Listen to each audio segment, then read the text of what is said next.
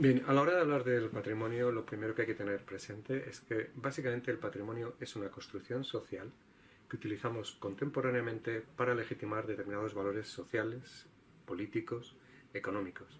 Es decir, el patrimonio tiene que ver con una manera de mirar y aquello que es patrimonializable normalmente no lo es por sus valores objetivos o por sus elementos constitutivos, sino porque nosotros hemos decidido previamente seleccionarlo respecto de cualquier conjunto al que nos estemos refiriendo.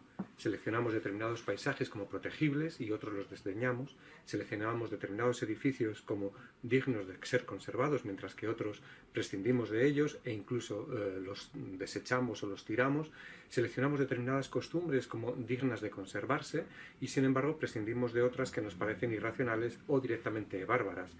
¿Qué es lo que nos hace elegir unas u otras? Pues sencillamente el conjunto de valores sociales dentro de los cuales nosotros nos estamos moviendo en cada momento.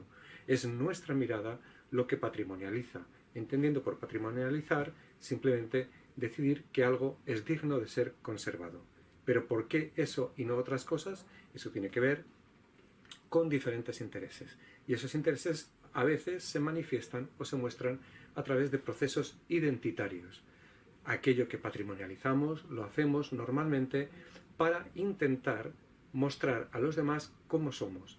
Es decir, para por una parte sentirnos una comunidad y para por otra, en segundo lugar, que los demás vean que efectivamente lo somos.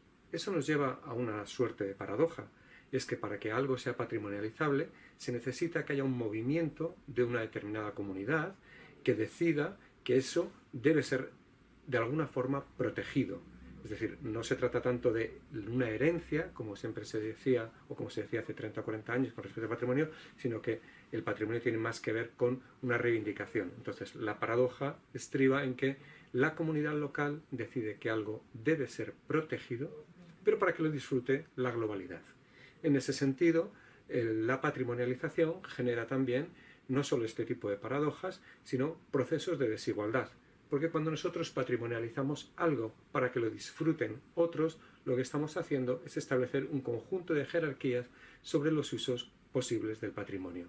Resulta que una comunidad, sea la que sea, es la que se esfuerza en mantener una costumbre, un edificio, un paisaje, y sin embargo, ese esfuerzo no siempre repercute de la misma forma en todos los miembros de la comunidad, sino que establece una jerarquía en los procesos de apropiación de ese patrimonio, en la cual muchas veces los miembros de la propia comunidad quedan relegados ante los avances del turismo.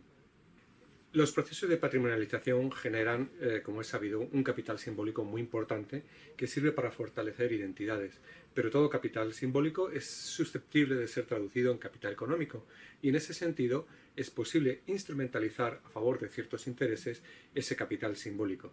En ese sentido, valga la redundancia, lo que podemos ver es que cuando hablamos de procesos de patrimonialización nos encontramos con procesos muy complejos en los que se aunan elementos a veces contradictorios. Por ejemplo, si nosotros miramos un paisaje que queremos proteger, que queremos patrimonializar, nos encontramos con que ese paisaje posiblemente incluya partes que sean públicas, montes que son públicos, con espacios privados, con huertas, entonces ya tenemos ahí un problema de gestión de elementos públicos y privados, pero también nos encontramos que el paisaje en cuanto tal es inmaterial, aunque esté compuesto de numerosos elementos tan materiales como son rocas, árboles, etcétera, etcétera. Entonces vemos que en este proceso de patrimonialización, en este caso del paisaje, lo que estamos es generando una intersección entre lo público, lo privado, lo material, lo inmaterial, y que esa intersección es muy complicada de gestionar en condiciones de igualdad para todos los que tendrían que de alguna forma disfrutar de ella.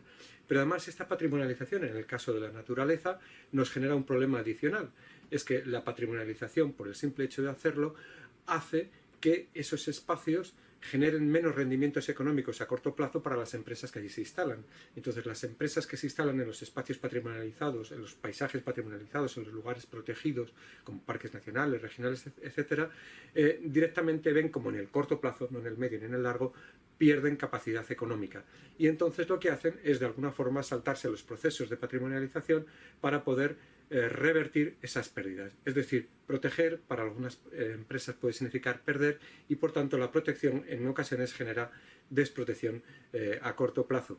¿Cómo se genera esa protección y esa desprotección? Convirtiendo en primer lugar la naturaleza en una mercancía y en segundo lugar a aquellos que disfrutan de la propia naturaleza también en mercancía en sí mismos. El carácter polisémico de la noción misma de patrimonio nos ha permitido pasar en estos últimos 40 años de una noción de patrimonio como algo heredado a una noción de patrimonio como algo que inventamos día a día, que vamos cambiando día a día y que utilizamos como elemento de reivindicación para mostrar al mundo quiénes somos. En ese sentido, hemos dado el paso de convertir el patrimonio de una herencia en un recurso. Y cuando hablamos de patrimonio cultural, lo que estamos haciendo, sin darnos cuenta, es convertir también la cultura en un recurso básicamente económico, pero lo cultural es aquello que nos hace ser seres humanos y no solamente un recurso económico. No darse cuenta de que estamos haciendo del patrimonio exclusivamente un instrumento de generación económica nos hace, de alguna forma, bastante menos humanos. Patrimonio cultural. ¿Y tú? ¿Cómo lo ves? Coge tu cámara y participa. Plazo de presentación de fotografías abierto hasta el 17 de octubre. Más información en la página web del concurso.